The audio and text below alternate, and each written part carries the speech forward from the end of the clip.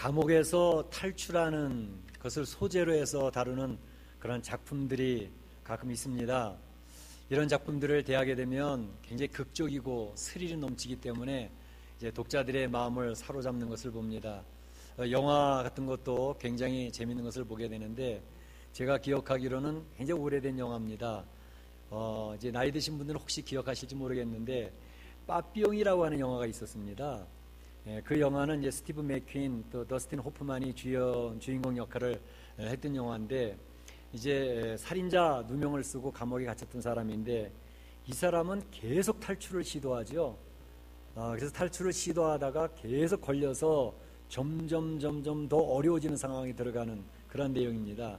나중엔 독방에 갇혀서 몇 년씩 있어야 되고, 대부분 갇혀서 그냥 근육도 다 사라져버리고 뼈마디도 다 이제 움직이질 않아서 그냥 독방에 들어가면 다 죽어버리는데, 이 사람은 그 독방에서도 열심히 근육 운동을 하고 달리기를 하고 바퀴벌레 잡아먹고 그러면서 결국은 이제 탈출하게 되는 내용인데, 마지막의 장면이 굉장히 인상적입니다.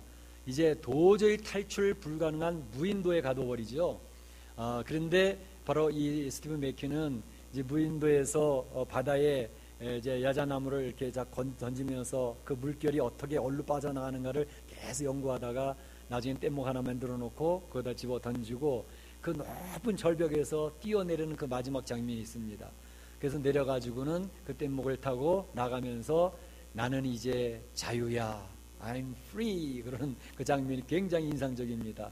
자유를 찾아서 그가 굽히지 아니하고 살아가는 그런 굉장히 인상적인 영화가 지금도 기억이 납니다.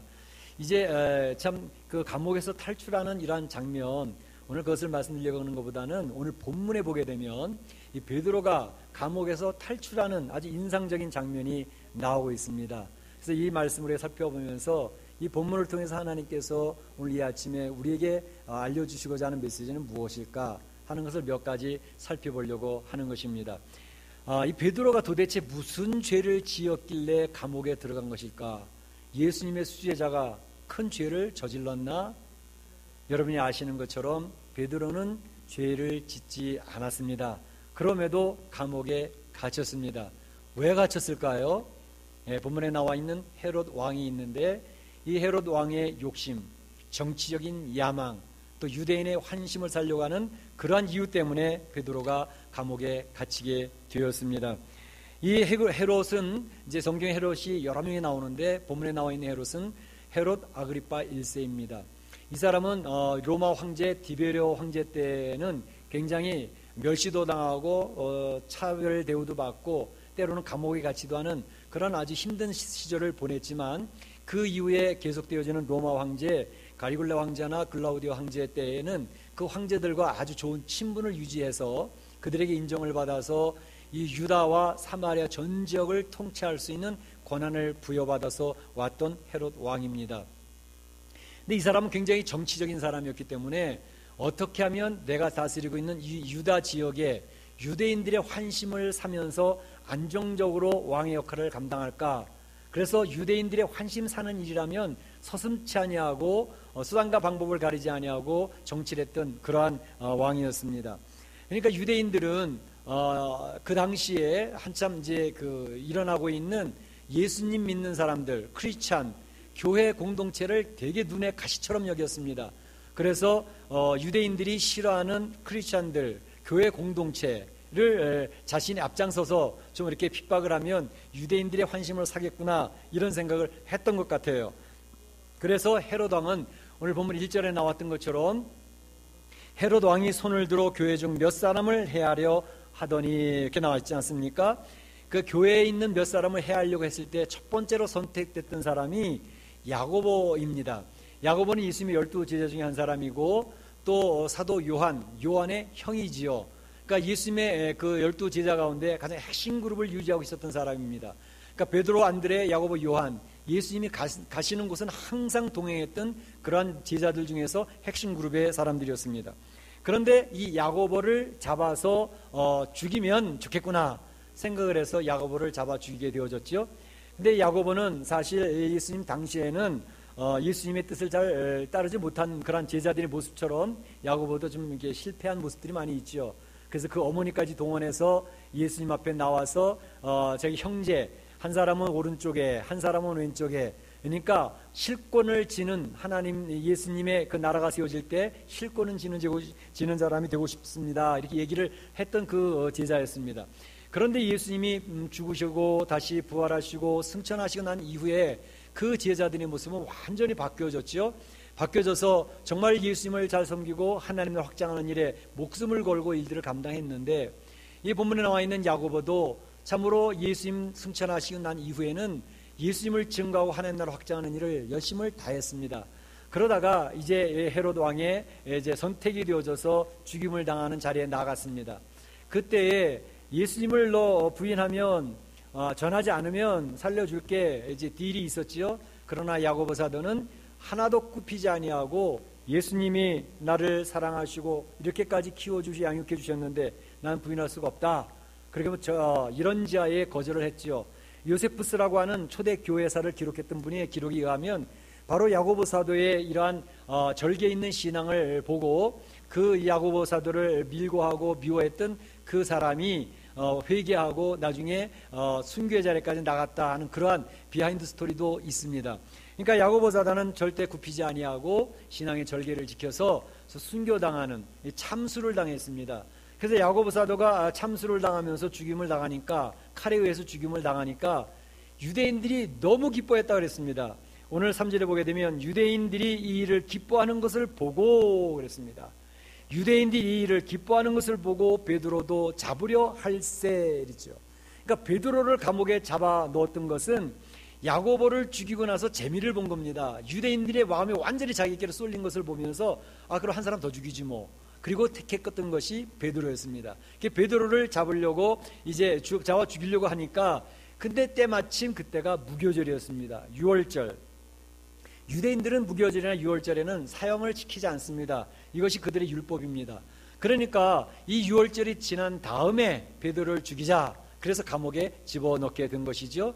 감옥에 집어넣어서 이제 베드로가 감옥에 갇혀있는 이런 상황을 보면서 우리가 이제 느끼는 것은, 참 베드로가 이제 큰 위기를 당했구나, 어려움을 당했구나, 이제 그런 생각을 하게 되는데, 사실은 베드로 개인이 어려움을 당하고 위기를 당했다기보다는 이 예수님을 믿는 교회 공동체 전체에 대한 위기고 어려움이라고 말할 수가 있겠습니다. 이것은 베드로 개인을 처치하려고 하는 것으로 끝나는 게 아니라 바로 교회 공동체를 무너뜨리고 신앙인을 무너뜨리려고 하는 그러한 사단의 계획의 일환이다라고 하는 것을 알 수가 있는 것이지요. 사실은 우리 사랑하는 성도들을 향한 오늘날 사단의 계획도 여전히 진행 중입니다. 왜냐하면 성도들이 신앙생활 하면서 어떤 데 은혜 받을 때가 있지 않습니까? 감동이 올 때도 있고요. 주의 말씀을 붙들고 하나님 앞에 바로 살고 싶다, 신앙생활을 바르게 해야지, 그리고 승리하는 삶을 살아야지, 그런 결단과 다짐을 하는 그런 경우들이 많이 있어요. 그런데 그럴 때마다 사단은 기다렸다는 듯이 성도들이 신앙으로 성장하고 세워지고 결단하고 다짐하며 나가려고 할 때는 꼭 발목을 잡는 그런 사건들을 터뜨린다든지 그런 사람을 붙인다든지 해서 하나님 앞에 바르게 신앙생활을 한번 해보려고 하는데 그 기세를 꺾어버리는 사단의 공격은 계속되고 있습니다. 여러분들이 가끔 그런 경험을 하실 거예요. 그래서 하나님 앞에서 바르게 서고 하나님의 신앙생활을 열심히 하려고 할 때에는 바짝 긴장하셔야 됩니다. 여러분의 신앙이 성장하는 것을 가장 싫어하는 것은 사단입니다. 그렇기 때문에 여러분을 향해서 화살을 쏘고 공격을 하고 발목을 잡아 넣어놓을 때가 있는 것이죠. 이것은 교회 공동체도 동일합니다. 교회 공동체가 힘을 얻어서 주님의 사역을 무엇인가 하려고 할 때에 사단은 바짝 긴장하고 달려붙어서 우리 교회 공동체를 향해서 화살을 쏠 수도 있고요, 넘어뜨리고 그렇게 할 때가 있는 것입니다. 그러니까 이 우리의 신앙생활은요, 영적 싸움입니다. 그저 내가 신앙생활 잘하면 되지 뭐 이걸로 끝나는 게 아니라 항상 상대가 있다는 사실을 기억하시기 바랍니다. 그래서 이 영적인 싸움을 싸워서 개인이나 교회 공동체나 영적으로 승리를 해야 될 것입니다. 이런 일들 때문에 오늘 베드로를 공격하고 초대교회 교회 공동체를 공격하듯이 어려움이 오고 위기가 올 때에 우리는 어떻게 할 것인가 하는 것을 오늘 본문은 우리에게 잘 보여주고 있는 것입니다. 그래서 오늘 본문을 통해서 내 개인에게 위기가 온다든지 신앙의 도전이 온다든지 발목이 잡힐 때라든지 또 교회에 어떤 위기가 오고 어려움이 올 때 우리가 어떻게 이것을 이겨낼 것인가, 그 비결을 하나님이 오늘 이 아침에 우리에게 알려주신다고 볼 수가 있겠습니다. 오늘 이 어려운 위기를 만난 이 교회가 또 베드로에게 어떻게 그들이 벗어날 수 있는가, 어려운 위기를 신앙으로 참 극복하는 그러한 모습이 드라마와 같이 오늘 본문에 전개가 되어지고 있거든요. 그래서 감옥에서 탈출하는 그러한 모습이 잘 묘사가 되고 있습니다. 어떻게 해서 이 위기를 이 베드로와 그 교회가 벗어날 수 있었을까? 5절에 보게 되면 이렇게 얘기를 합니다. 베드로는 옥에 갇혔고 교회는 그를 위하여 간절히 하나님께 기도하더라, 이렇게 되어 있습니다. 베드로는 옥에 갇혔고 교회는 그를 위하여 간절히 하나님께 기도하더라. 이게 첫 번째 비결입니다. 다시 말하면 온 교회가 하나님 앞에 엎드려 간절히 기도했다라고 하는 것입니다. 사단이 공격하고 있는 패턴이 몇 가지가 있습니다. 그 중에 하나가 뭐냐면 교회, 우리 성도들의 연약한 점을 치고 들어오는 그런 패턴도 있고, 성도들이 참으로 신앙생활을 하게 될 때 항상 그 약점, 그 사람의 약점을 너무 잘 압니다. 어떤 사람은 돈의 약점이 있는 사람이 있고, 어떤 사람은 이성간의 약점이 있는 사람이 있고, 어떤 사람은 권력의 약점이 있는 사람이 있습니다. 사단이 너무너무 잘 알기 때문에 그 사람의 가장 취약한 부분을 치고 들어옵니다. 마찬가지로 교회 공동체를 공격할 때에도 교회 공동체를 공격하는 몇 가지 패턴이 있는데, 그 중에 한 가지가 뭐냐 하면 교회 공동체의 리더 그룹을 공격을 합니다. 그것이 리더 그룹이 사단이 공격하는 타겟이 됩니다. 그러니까 오늘 본문에도 보게 되면 바로 베드로라고 하는 교회 공동체의 리더인 베드로를 제거하면 그 공동체가 지리멸렬 무너질 것으로 사단은 파악을 한 것이죠. 그렇기 때문에 오늘날에도 교회를 공격할 때 교회 리더 그룹을 공격합니다. 목사님을 공격한다든지 장로님을 공격한다든지 교회 권사님들을 공격한다든지 교회 리더 그룹을 공격을 해서 교회 리더 그룹이 신앙 안에서 병들어버리고 약해지고 무너지면 그 교회 공동체는 활력을 잃어버립니다. 하나님의 사역을 할 수 있는 힘을, 그 동력을 빼앗겨버리고 맙니다. 사단은 너무 잘 알고 있는 거죠. 그렇기 때문에 우리 리더 그룹은 이럴 때 바짝 긴장해야 되는 것은 뭐냐면 목사도 정신을 바짝 차리고 영적으로 병약해지거나 건강을 잃어버리지 않도록 영적으로 정신을 바짝 차리고 있어야 되는 것이죠. 물론 장로님들과 우리 권사님들도 하나님 앞에서 우리가 병약해지면 우리 교회 리더 그룹이 약해지고 시험에 들고 불평과 원망이 나오고 감사가 사라져버리면 우리 교회 공동체 전체가 타격을 입는 사실을 책임감을 가지고 느끼고 내 영적인 건강을 내 스스로가 잘 점검을 해야 됩니다. 그래서 점검을 해서 사단이 공격할 때에 리더 그룹이 강하게 영적으로 건강성을 유지하면 평신도를 건드린다든지 다른 성도를 건드릴 때 리더 그룹이 힘을 얻어서 끌고 가면 그 사단의 공격을 지혜롭게 잘 막아나갈 수가 있는 것이죠. 그렇기 때문에 이 교회 공동체를 공격할 때 중직자들은 바짝 긴장을 해야 됩니다. 그리고 하나님 앞에 하나님, 우리가 넘어지면 다른 성도들 다 넘어집니다.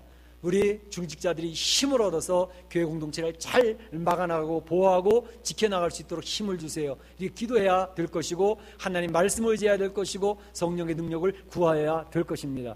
그렇기 때문에 우리 성도들이 해야 될 일이 뭐냐면 교회 공동체 리더 그룹을 위해서 기도해 줘야 됩니다.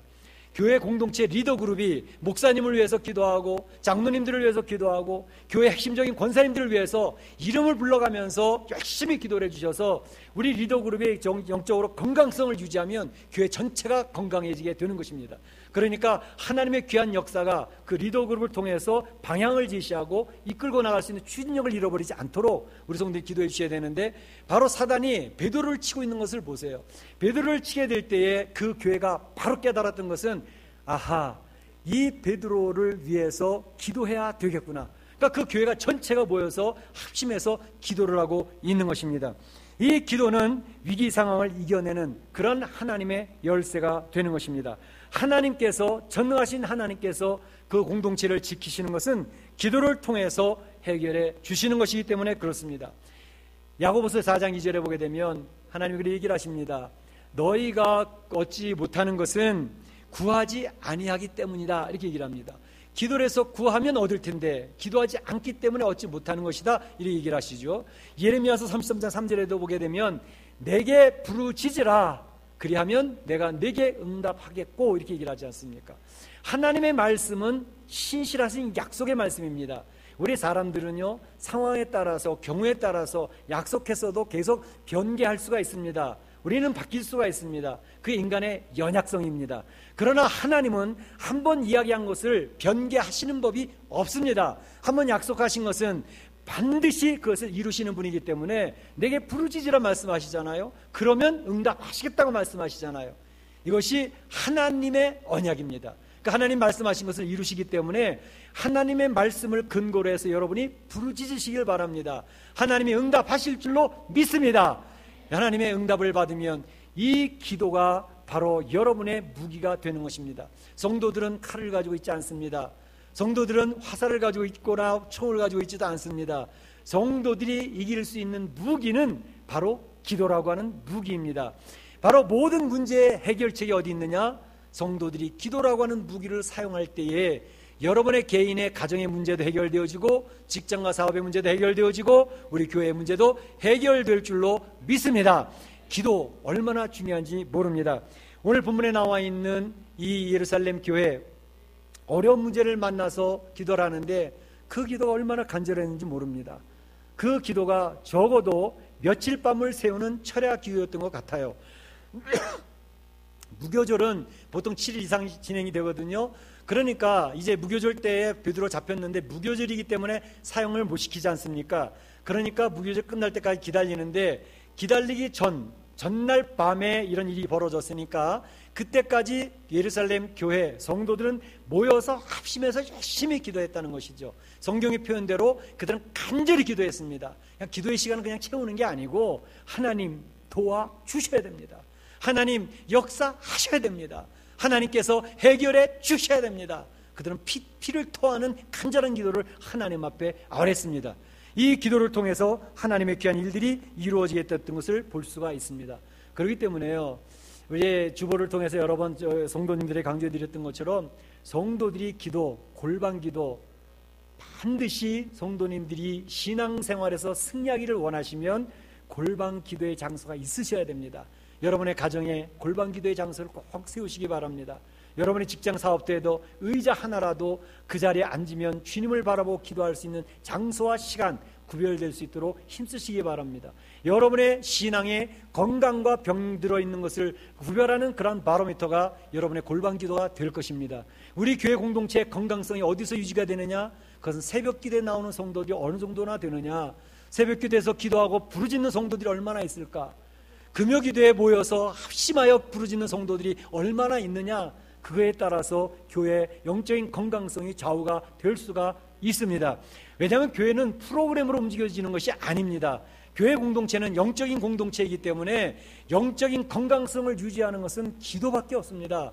성도들이 모여서 합심해 기도하고 또 성도들이 개인이 기도할 때 개인의 영적인 건강성, 교회 공동체의 영적인 건강성이 유지되는 것이기 때문에 오늘 본문은 그것을 잘 보여주고 있는 것이지요. 그들이 어려움을 벗어나는 첫 번째 비결은 합심하여 모여서 간절히 기도했다는 것이었습니다. 근데 우리 중직자들은 기도하는 일에 온 힘을 기울여서 하나님, 제가 교회에서 이것저것 할 일도 많이 있겠지만 무엇보다도 기도의 사역자로서 기도의 동역자로서 주님의 교회 영적인 건강성을 유지할 수 있는 그러한 사명을, 중직자의 사명을 감당할 수 있게 해달라고 여러분이 하나님 앞에 나가실 수 있기를 주의 이름으로 축원합니다. 두 번째는 뭐냐면 베드로의 믿음이었습니다. 베드로의 믿음이 어떤 믿음이었냐면 죽음을 두려워하지 않은 그런 담대한 믿음이 있었다고 하는 사실입니다. 오늘 본문에 보세요. 베드로가 지금 감옥에 갇혔습니다. 그리고 전날 밤이었으니까 이제 내일이면 베드로는 끌려내어서 야고보 사도의 목을 딴 것처럼 베드로의 목을 딸 것입니다. 그러니까 그는 내일 이 밤만 지나면 베드로는 이제 참수형을 당하게 됩니다. 유대인들은 무척 좋아할 것이었습니다. 그런데 그 시간에 베드로가 뭐하고 있습니까? 잠을 자고 있습니다. 잠을 자고 있습니다. 이게 얼마나 대단한 믿음일까요? 아유 목사님, 그게 뭐 대단한 믿음, 피곤해서 잠잘 수도 있지 않을까요? 그렇지 않다니까요. 자, 말씀드렸던 것처럼 내일 아직 밤만 지새면 이제 끌려내어서 참수를 당할 텐데 그는 이미 봤습니다. 세례 요한의 목이 잘려서 참수된 것을 알고 있었고, 또 스데반의 돌에 맞아 죽는 것도 보았고, 바로 며칠 전에 야고보 사도가 그의 사랑하는 친구 동역자 야고보가 목이 잘려서 죽어가는 그런 모습을 친히 본 사람입니다. 이제 내일 요 밤만 지나면 자신의 순서가 왔다는 것을 직감적으로 알고 있는 베드로가 어떻게 잠을 잘 수 있어요? 내일 죽는다는 거 아는 사람이 잠잘 수 있을까요? 못 자지요. 그런데 어떻게 잠을 잘 수 있습니까? 그의 믿음 때문에 그는 평안함을 유지하고 있었고, 평안하니까 잠이 오는 것이었습니다. 시편 127편 2절에 보게 되면 하나님은 사랑하시는 자에게 잠을 주신도다 그랬습니다. 사랑하시는 자에게 잠을 주시는도다. 여러분, 잠 잘 자는 것도 축복 아닙니까? 많은 게 불면증에 걸려서 밤을 지새우는 분들은 얼마나 괴로우고 힘들어하는지 모릅니다. 그런데 바로 잠을 잘 잘 수 있다는 것은 하나님이 나를 사랑하시니까, 하나님이 나의 문제, 근심, 걱정도 다 알고 계시니까 하나님이 알아서 해결해 주시겠지 뭐. 하나님께 맡기면 근심, 걱정, 스트레스, 무거운 짐이 하나님께 넘겨져 버렸기 때문에 그 밤에 다 맡겨버렸으니 편히 잘 수가 있는 것입니다. 그렇게 되시기를 축복합니다. 하나님의 사랑을 간직하시고 마음의 평강을 유지하시면서 어려운 멕시코 이민의 삶이지만 힘을 내서 승리하실 수 있기를 바랍니다. 하나님 우리를 사랑하신다는 것입니다. 그러니까 이 베드로는 지금 그 밤에 잠을 자고 있는 거예요. 사형당하기 바로 전날 밤에. 이 성경에 나와 있는 많은 신앙인들은요, 바로 그런 모습을 잘 보여주고 있습니다. 사도 바울 같은 분도 그랬습니다. 사도 바울이 이제 빌립보서를 기록을 하는데, 빌립보서는 사도 바울이 감옥에 갇혀 있을 때 바로 죽음 직전에 기록한 서신 아닙니까? 빌립보 교회 성도들이 많이 걱정을 했습니다. 우리 선생님이 돌아가시게 됐다고. 그때에 편지를 보내면서 성도들아, 너무 근심 걱정하지 말고 기뻐해라, 기뻐해라. 그래서 빌립보서 서신이 기쁨의 서신 아닙니까? 그때 이야기했던 내용이 빌립보서 1장 20절 21절에 그런 얘기를 합니다. 이제도 내가 온전히 담대하여 살든지 죽든지 내 몸에서 그리스도께서 존귀케 되려 함이니 내 안에 그리스도가 계시니 죽는 것도 유익함이라. 이렇게 성도들에게 편지를 보냅니다. 다시 말하면 지금 내 마음으로는 이 세상에서 떠나서 그리스도에게 빨리 가고 싶은 마음이 있어. 그런데 혹시 하나님이 나를 살려서 두신다면 너희 빌립보 교회 성도들에게 유익하겠지. 하나님이 귀한 삶의 체험을 나누고 승리를 나누고 또 말씀을 같이 나눌 수가 있으니까, 이렇게 이야기를 하는 것입니다. 다시 말하면 사도 바울도 그렇고 베드로도 그렇고 그들이 죽음의 문제를 묵상할 때에 죽음의 문제에서 이미 초연해져 있는 신앙인의 모습을 발견할 수 있다라고 하는 것입니다. 신앙인들의 특징은 뭐냐 하면 바로 이 죽음의 문제가 해결되어졌느냐 해결되어지지 않았느냐의 문제입니다. 성도들은 바로 예수 그리스도께서 죽음을 이기시고 부활하신 분이라는 사실을 믿는 것이 성도들이기 때문에 실제로 죽음은 두렵습니다. 죽음이 내 앞에 다가오고 있다는 사실을 느끼는 순간 우리는 공포에 질릴 수밖에 없습니다. 그게 현실입니다. 우리 목사도 그렇고 어느 누구 성도들도 죽음이 있는 자리가 바로 가까이 오고 있을 때, 이제 암이라든지 또 다른 불치의 질병에 걸려서 당신은 몇 개월 후에 죽습니다 라는 선고를 받았을 때 그 앞에서 두려워하지 않을 사람이 누가 있겠습니까? 그러나 성도는 바로 그 과정을 지나가면서 죽음의 문제를 해결받고 넘어가는 사람들이 성도들입니다.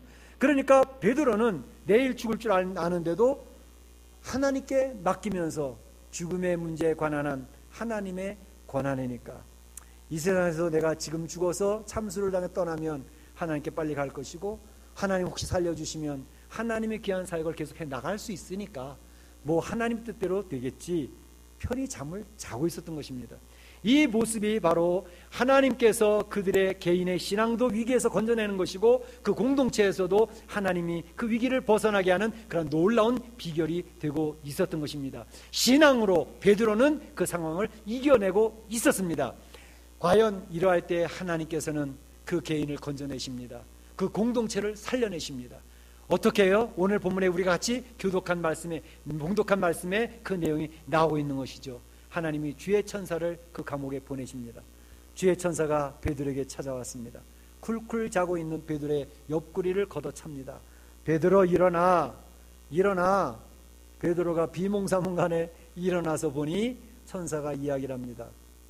띠를 띠고 신발을 신으시오. 그리고 겉옷을 입고 나를 따라 나오시오. 천사가 말씀을 하시는데 놀라운 일들이 벌어집니다. 어떤 일들이요? 당시에 두 군사가 이 베드로 옆에 있어가지고 양쪽 손에 수갑을 채고 있는 겁니다. 그런데 천사의 말이 들려지고 있는 순간에 그 수갑이 철컥철컥 다 풀려버리는 것이었습니다. 쇠사슬이 두 군사팀 사이에 풀려지고 있었습니다. 참으로 희한하다. 그리고 이제 이 천사의 말을 따라서 아직 무슨 뭔지가 비몽사몽간의 환상 중에 보는 것인지 알지 못하는데, 이해되지 않았는데 그 천사의 말을 순종하고 따라오고 있는 베드로의 모습이 있습니다. 따라오고 있는데 보니까 첫째 문을 지나고 둘째 문을 지나서 이제 딱 와보니까 철문, 쇠문으로 딱 갇혀 있습니다. 이 문만 나가면 시내 한 사거리입니다. 그런데 그 문까지 왔는데 보니까 쇠문, 굳게 닫혀있던 쇠문이 철커덕 하고 쫙 열려지는 겁니다. 깜짝 놀라는 겁니다. 베드로가 거기서 정신이 바짝 든 거예요. 아하, 이것이 바로 하나님이 나를 구원하시고 우리 교회 공동체를 구원하시기 위해서, 유대인들이 기뻐하고 즐거워하는 그것을 막으시기 위하여 하나님의 역사가 이루어지고 있는 현장이었구나 라고 고백을 하는 내용이 오늘 본문에 나오고 있는 것이죠. 하나님의 역사가 너무나도 신기하지 않습니까? 아이고, 만화에서나 있는 얘기죠. 그냥 무슨 무협지 같은 데서 나오는 그런 얘기를 성경에 기록하고 있습니까? 그런데 사실이거든요. 하나님의 역사는 우리의 성도들이 생각하는 상식을 뛰어넘습니다.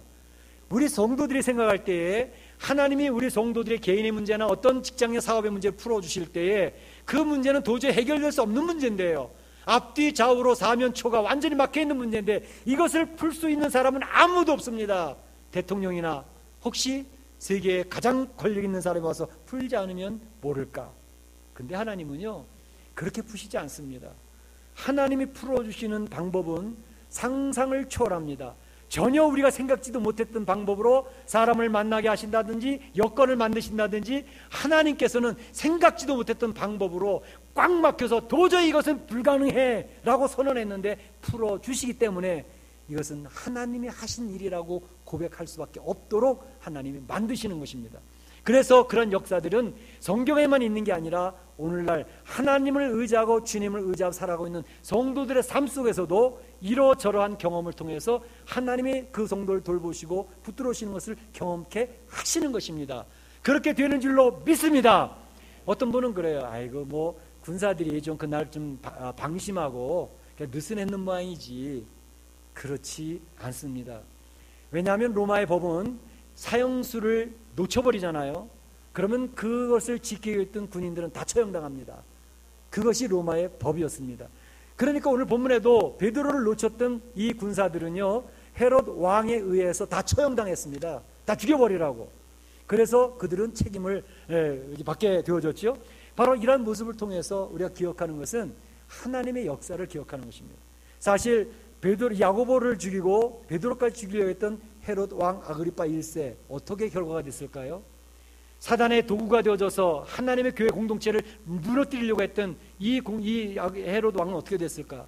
제가 읽지는 않았지만 23절에 보게 되면 헤롯이 영광을 하나님께 돌리지 아니함으로 주의 사자가 곧 친히 주의 사자가 쳤답니다. 그래서 옛날 우리가 보던 성경에는 충이 먹어 죽으니라 그랬습니다. 우리가 지금 보고 있는 성경에는 벌레에 먹혀 죽었다 이렇게 되어 있습니다.